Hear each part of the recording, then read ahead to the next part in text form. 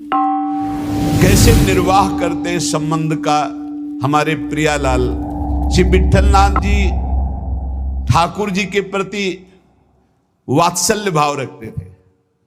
मेरे लाला पुष्ट मार्गी, वात्सल्य भाव, जैसा भाव करोगे वैसे ही। ये यथा माम प्रपद्यन्ते तास तथैव भजाम्यहम्। ठाकुर जी के प्रति इनका पुत्र भाव था। मेरा लाला, जैसे नंद बाबा, ठीक ऐसा ही भाव श्री विट्ठलनाथ गोस्वामी जी का। एक बार श्री श्रीनाथ जी को दूध पवा रहे थे। ठाकुर जी ने एक घूंट पिया दूध और कटोरा ऐसे हटाते हुए कहा जय जय, क्या कमी रह गई दूध में? ठाकुर जी ने कहा बहुत मीठा कर दिया, मिश्री बहुत अधिक डाल दी, मुझसे पिया नहीं जाता। बड़ी मनोहार करी, आज पी लो, पी लो, कोई बात नहीं, क्योंकि पुत्र भाव है। ठाकुर जी ने बड़ा ऐसे करते हुए पिया। दूसरी बार भोग में आपने मिश्री कम मिलाई। ठाकुर जी ने एक घूंट पिया, ऐसे कर दिया। कहा जय जय, आज क्या कमी? कहा दूध तो एकदम सीठा कर दिया, फिर भी पी लो। थोड़ा ही कम तो मिश्री मिलाई। पहले वाले में आप कह रहे थे मिश्री बहुत अधिक है, तो इसलिए थोड़ी कम कर दी। बोले नहीं, सीठा है, पी लो, आप पी लो, पी लो। बहुत दुलार किया, दूध पी लिया। तीसरी बार जब भोग लगाया तो मिश्री अलग, दूध अलग। लालजू ने कहा आपने ऐसा क्यों किया, मिश्री क्यों नहीं मिलाई? गोसाई जी ने कहा जब मेरे द्वारा मिलाई हुई मिश्री आपको पसंद ही नहीं आती, कभी कह देते हो बहुत मीठा है, कभी कह देते हो सीठा है, तो आज स्वयं मिला लो। तो हंसकर कहा कि हम मिलाने लायक हैं? हम आपके बालक हैं, बालक मिलाना क्या जाने? और दौड़ गए और गोद में बैठकर छाती से चिपक गए और कहा रूस गए क्या, मिला के पिलाओ, हम तो बालक हैं, हम थोड़ी मिला पाएंगे। ये था माम प्रपद्यन्ते, वात्सल्य भाव, मेरे पुत्र हो। तो वैसे ही ठाकुर जी गोसाई जी के हृदय से चिपक करके श्री श्रीनाथ जी कहने लगे मैं तो आपका बालक हूं ना। अशुभ प्रवाह होने लगा। ठाकुर जी ऐसे महान सुख देते हैं जो जिस भाव से। एक दिन मचल गए, सैया रचना करके जब शयन कराने को गए, कहा ये सैया ठीक नहीं है, दूसरी सैया ले आए। ये बिछौना ठीक नहीं है, दूसरा बिछौना ले आए।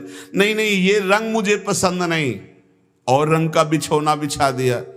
अब कितने बिछौना, कितनी सैयाएं बदल दी लालजू महाराज बार बार। ये ठीक नहीं, ये ठीक नहीं। पसीना पसीना हो गए थे गोसाई जी। गोसाई जी ने कहा कि आपको कौन सी सैया पसंद आएगी, कौन सा बिछौना पसंद आएगा? बोले बताओ, तुम सैया बनो और तुम्हारी छाती पे हम सोएंगे, क्योंकि हम यशोदा मैया की गोद में ही सोते। अगर दिन में कभी अथाई में बाबा के पास गए तो उनके तोंद पे लेट के सोते। तो आप लेटो और आपकी गोद में हम। श्रीनाथ जी, श्री विट्ठलनाथ जी गोस्वामी जी की गोद में जैसे माँ की गोद में बच्चा, ऐसे श्रीनाथ जी सोए। एक दिन श्रीनाथ जी के सामने गिरिराज जी से बंदर आया। हु ऐसे किया, वो जैसे बंदर करते हु ऐसे। वो बड़ी जोर रो पड़े श्रीनाथ जी, और गोस्वामी जी सेवा में थे। तत्काल गोस्वामी जी के ऐसे गोद में चिपक गए और कहा बंदर मुझे डर लगता है। गोसाई जी ने कहा इस बंदर से डर लगता है? बड़े बड़े भयंकर बंदर, न जाने कितने महाबली बंदर और बड़े बड़े भयंकर राक्षस, रामा अवतार में तुम कैसे मारे होगे राक्षसों को, और कैसे तुम्हारे साथ बंदर सेना थी, हमारी तो समझ में नहीं आता। ऐसे कह के मन में पर्वताकार बंदर, महाभयानक राक्षस हो, यहां छोटे से बंदर को देख के चिपक गए और डर करके कहते मुझे बंदर से डर लगता है। जब शयन करने गए तो ठाकुर जी ने शयन में कहा कि देखो गोसाई जी, एक ही भाव रखो, एक म्यान में दो तलवार नहीं होती। यदि पुत्र माना है तो केवल पुत्र मानो, अगर भगवान मानोगे ऐश्वर्य तो फिर पार नहीं पाओगे, हम ऐसा ऐश्वर्य दिखाना शुरू कर देंगे। अगर पुत्र माना है तो केवल पुत्र ही मानो, तो तुम्हारा बेटा बंदर से डरेगा कि नहीं? तो हम वैसे ही डर रहे हैं जैसे बेटा डरता है। और अगर ये कि भगवान ऐश्वर्यशाली, तो फिर पार नहीं पाओगे, हम इतना ऐश्वर्य दिखा देंगे। एक म्यान में दो तलवार नहीं रहती। गोसाई जी जगे एकदम, और श्रीनाथ जी को देखा पास में, तो गले से लगा करके दुलार करते हुए, वात्सल्य भाव। एक दिन चूड़ी पहनाने वाली आई, गोसाई जी ने कहा कि जाओ हमारे घर में जितनी बहुएं हैं सबको चूड़ी पहना दो और पैसा यहां ले लेना आके। आपके 7 पुत्र थे तो 7 बधुएं थी। गोसाई जी ने ये नहीं कहा कि 7 बधुओं को पहना देना, कहा कि मेरी जितनी बहुएं हैं उन सबको चूड़ी पहना दो और पैसा यहां से ले जाना। अब उनकी 7 बहुएं तो चूड़ी पहनी, 8वीं श्री स्वामिनी जी पहुंच गई अपने कर कमल। जे ही उस चूड़ी पहनाने वाली ने श्री जी के कर कमल को देखा, अशुभ प्रवाह, आनंद मूर्ति हमारी प्यारी जो है, अशुभ प्रवाह होने लगी। ऐसा उसको लगने लगा कि आनंद के आवेग में मुझे मूर्छा आ जाएगी। नीलांबर का हल्का सा घूंघट है, मनो मृणाल, मनो कमल लाल, ऐसे सुंदर कर कमल। वो सोच रही इनके कर कमल में पहनाने लायक तो चूड़ियां ही नहीं हमारे पास। श्री जी ने इशारा किया, पहनाओ। किसी तरह वो प्रेम शिथिल होते हुए जैसे जैसे इशारा होता गया वो चूड़ियां पहनाई। बहुत देर तक वह शुभ प्रवाह करती रही। इसके बाद गोस्वामी जी के पास उसको ले जाया गया। गोस्वामी जी ने 7 बहुओं की चूड़ी के कितने पैसे होते, तो उसने कहा 7 नहीं 8। गोसाई जी ने कहा 7 बहुएं तो तू 8 की बात कैसे कह रही? तो उसने कहा मैं कसम खा के कहती हूं मैंने 8 बहुओं को। तो बोले जब 7 हैं ही तो 8 कैसे? तो उनका मैं कसम खा के कहती हूँ 8 बहुएं थी और मैंने 8 को पहनाई है, और जो 8वीं थी वो इतनी सुंदर थी, इतनी, और रोने लगी। गोसाई जी ने कहा कि ऐसा कैसे हो सकता है, चलो इससे झंझट हटे। 8 बहुओं की चूड़ी पहनाने के पैसे दे दिए। जब रात्रि में शयन किया तो श्री जी ने गोसाई जी से कहा कि उस चूड़ी वाली से क्यों झगड़ रहे थे? क्या आप प्रीतम लालजू को आप अपना पुत्र नहीं मानते? हाँ पुत्र तो है ही वो, हमारे मानने की क्या बात है। तो मैं कौन हूं? पुत्र बधू हुई कि नहीं? अगर आप कहते 7 बहुओं को पहना दो तो मैं कदापि नहीं जाती। आपने कहा मेरी सब बहुओं को पहना दो, तो 8वीं मैं हूं, मैंने ही धारण। श्री जी के इन वचनों को सुनकर गोसाई जी तत्काल उठे और बैठे बैठे रात भर रोते रहे कि लाडली जू कितनी कृपालु, कितना भाव स्वीकार करने वाली हैं। एक बार की बात है, किसी विठलनाथ जी श्री ठाकुर जी को भोग लगा रहे थे, तो भोग में एक तिनका देखा। बहुत दुख हुआ कि मेरे सुकुमार लाडले ठाकुर और उनके भोग में इतनी असावधानी बनाने वाले तिनका। बहुत सावधान रहना चाहिए ठाकुर जी का। जब भोग बनाए तो बोलचाल में भी सावधानी रखे, कहीं थूक की छिट्टी ना चली जाए मुख में, ऐसा होता है। तो अगर कभी बात करनी हो तो रसोई से ऐसे करके बात करे, वैसे तो बात कम ही करे, मौन धारण करके बनाए। क्योंकि अगर हम पद जोर जोर से गाएंगे या बात करेंगे तो हमारे मुख से थूक की छिट्टी ठाकुर जी के भोग सामग्री जो बन रही उसमें गिरना हो सकता है। कितनी सावधानी महापुरुषों के चरित्र से हमें प्राप्त होती। तिनका को देख करके बहुत दुखी हुए और कहा कि आज हम हैं, तब हमारे ठाकुर जी के भोग में तिनका निकला और कल हमारा शरीर छूट जाएगा तो तुम लोग कैसे हमारे ठाकुर जी की सेवा करोगे। तो मैं आज ही संन्यास धारण करूंगा और विचरण करूंगा, जैसा मनावे वैसा करो।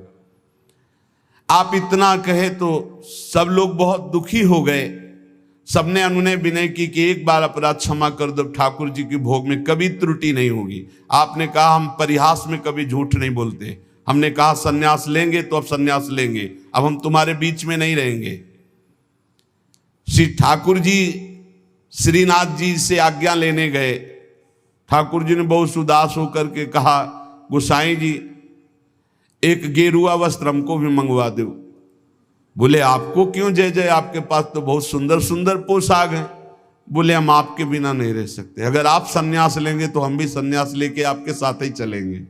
देखो कैसा प्यार करते। श्रीनाथ जी गोसाई जी से कह रहे कि एक गेरुआ वस्त्र हमको भी मंगा दो, अगर आप सन्यास लोगे तो हम भी सन्यास ले लेंगे। गोसाई जी आपके बिना हम नहीं रह सकते। गोसाई जी ने गले से लगा लिया। तो कहा गले से लगा लिया तो मेरी बात मानो, अब तुम्हें सन्यास नहीं लेना। बोले जैसी आपकी आज्ञा। बोले सेवा में त्रुटि अगर हो रही तो मुझे दुख नहीं तो तुम्हें दुख क्यों हो रहा है। तो बोले तुम्हें दुख हो या ना हो, आप मेरे पुत्र हो, मेरे को दुख होता है कि मेरे लालन के भोग में तिनका कैसे आ गया। भाव समझिए। श्री विठलनाथ गोसाई जी स्वयं सेवा में सावधानी पूर्वक, पर कभी कभी अगर त्रुटि हो जाए सेवा में तो बहुत ही असंतुष्ट हो। यह ध्यान रखने का विषय है कि हम केवल विग्रह की पूजा नहीं कर रहे, साक्षात श्यामा श्याम विराजमान है, साक्षात श्री जी विराजमान। हम जल पिवाएं तो उसी भाव से, भोग लगावें तो उसी भाव से, पोशाक पहरावें तो उसी भाव से। श्री गोस्वामी जी शयन करते थे गोकुल में आकर, और नित्य प्रति श्री श्रीनाथ जी की सेवा में आते। यहां जतिपुरा गोवर्धन में श्रीनाथ जी विराजमान थे, तो आप घोड़े पे चढ़ करके आते थे। यदि कहीं आने में कुछ विलंब हो जाए तो अन्य सेवा चाहे कोई कर ले, पर आरती आप ही रोज करते थे। आरती सेवा आप ही करते थे। आज भी बल्लभ कुल में नियम चला आ रहा है कि और ठाकुर सेवा तो सब मिलके करेंगे, लेकिन आरती गोस्वामी वंशज ही करेंगे। श्री ठाकुर जी की अक्षुण्ण सेवा गोस्वामी जी अपने बालक के समान मानकर करते। जो भगवन्निष्ठ सदाचारी पुरुष होते हैं तो उनका प्रभाव सबके ऊपर पड़ता है।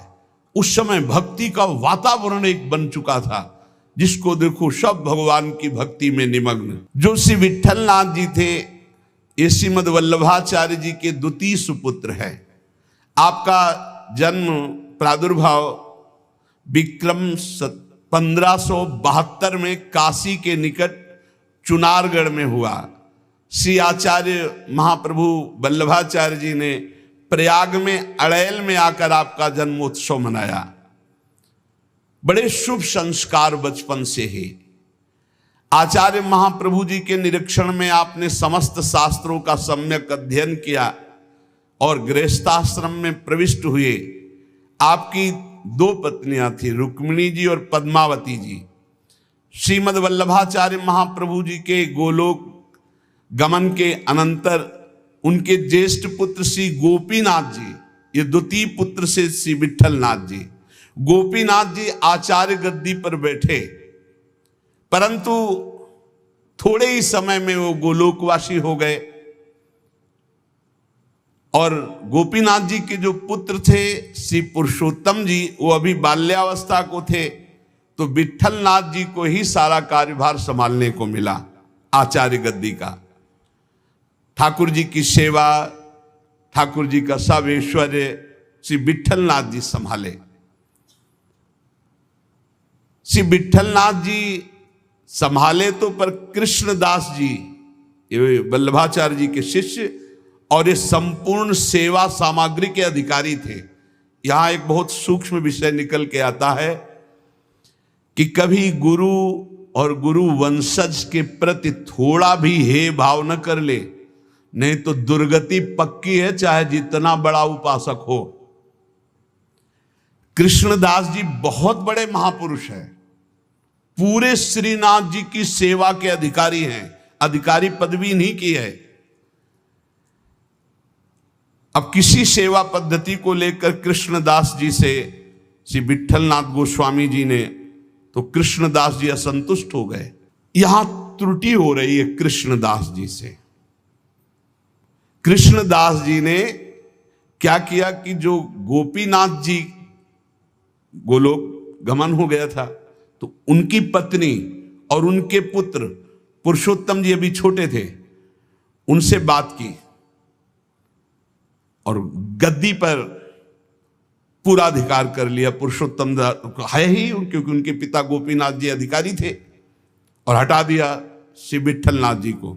और हटा ही नहीं दिया, पूरी सेवा से हटा दिया कृष्णदास अधिकारी जी ने। पुरुषोत्तम जी को गद्दी पे बैठा दिया, उनकी मां को समझा बुझा करके दस्तखत करवा लिए और श्री विट्ठलनाथ गोस्वामी जी को हटा दिया। न श्रीनाथ जी की सेवा, मतलब आना भी बंद करवा दिया। ऐसा नहीं करना चाहिए था, ये बहुत बड़ा अपराध बन गया। और बहुत बड़े महापुरुष हैं कृष्णदास जी, कोई साधारण नहीं। आगे उनके कभी चरित्र का श्रवण करना, इतने बड़े महापुरुष। गोसाई जी को सब अधिकार छिन जाने का कष्ट तो नहीं हुआ, पर सेवा छूट जाने का बहुत कष्ट हुआ। और महापुरुषों के हृदय में किसी भी तरह का यदि कष्ट हो गया तो उसे फिर भगवान बर्दाश्त नहीं करते। आपको बहुत क्लेश हुआ, श्रीनाथ जी का दुलार छूट गया, सेवा छुटवा दी कृष्णदास अधिकारी ने। आप पाराशौली में जाकर रहने लगे, पर बहुत दुखी अंदर से। और दूर तक, वहां तक आते जहां श्रीनाथ जी की ध्वजा दिखाई देती है, वहां से साष्टांग दंडवत करके बहुत एकाग्रता पूर्वक ऐसे देखते, मंदिर की तरफ रोने लगते श्री विट्ठलनाथ जी।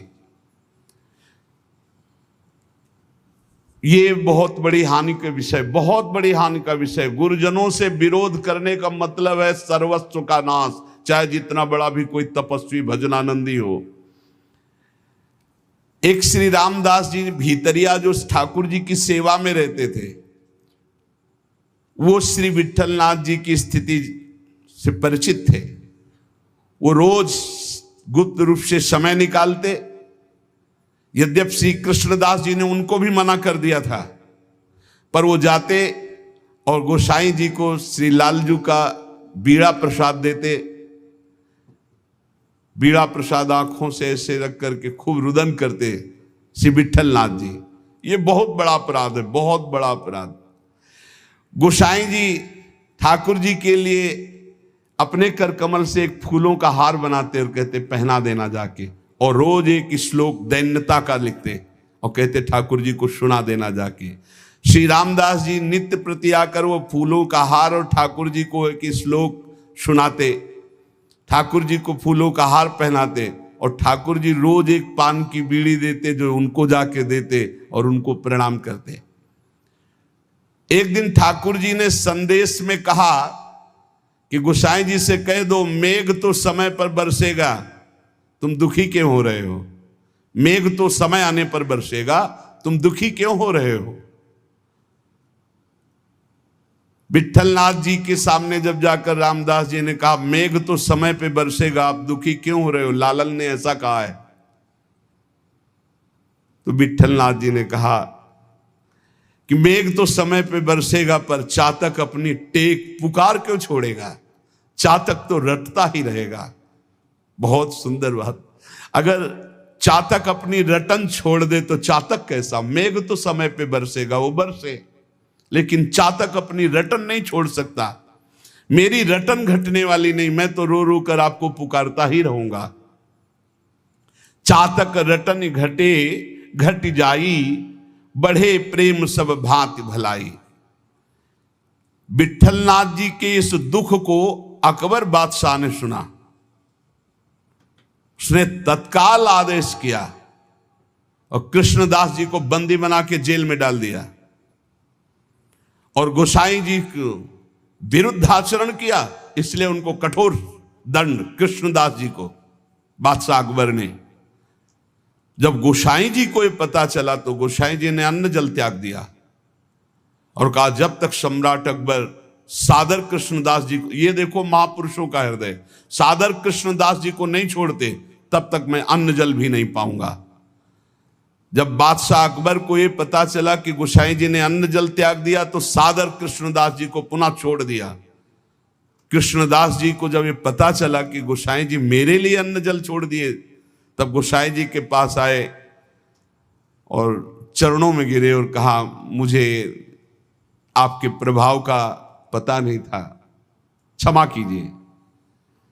कृष्णदास जी ने पारासौली में आकर गोसाई जी के चरण पकड़ लिए। गोसाई जी गंभीर हो गए।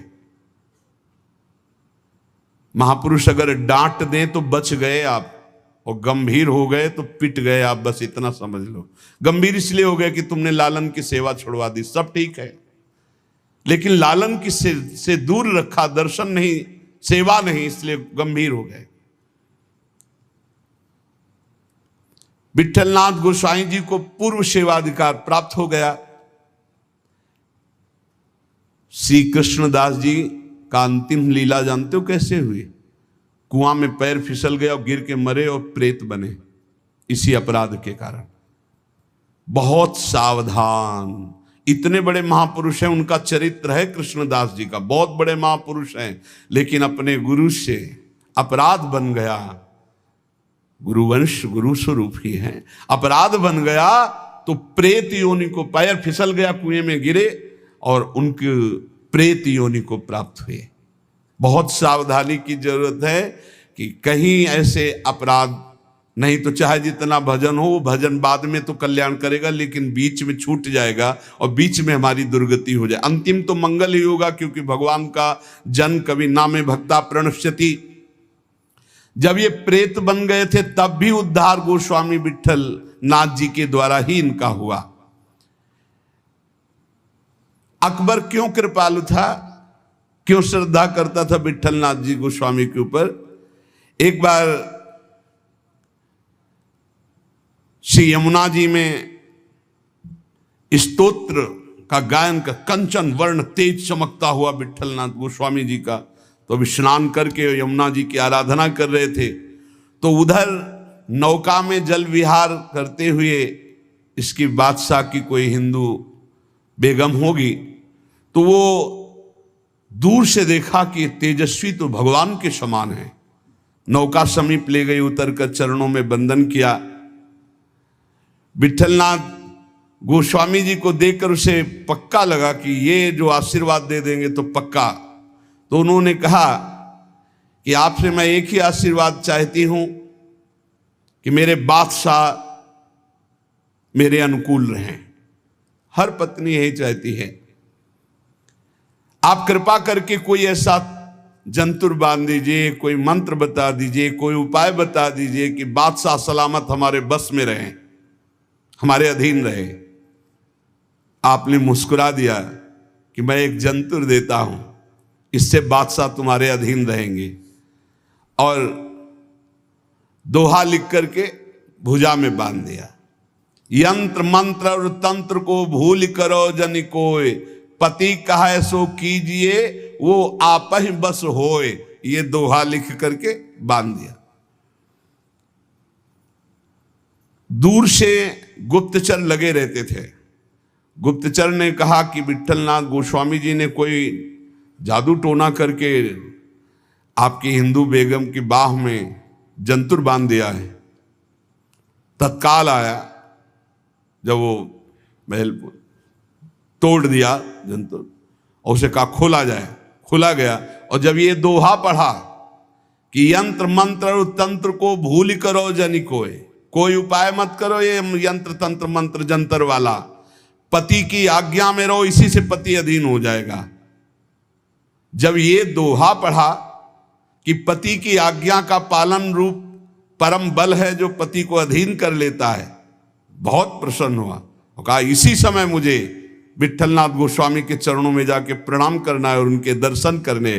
तब से बहुत श्रद्धा विट्ठलनाथ गोस्वामी जी के ऊपर, और वो आकर के गोकुल में और गोवर्धन में बहुत सी संपत्ति जमीन ये सब विट्ठलनाथ गोस्वामी जी को दी।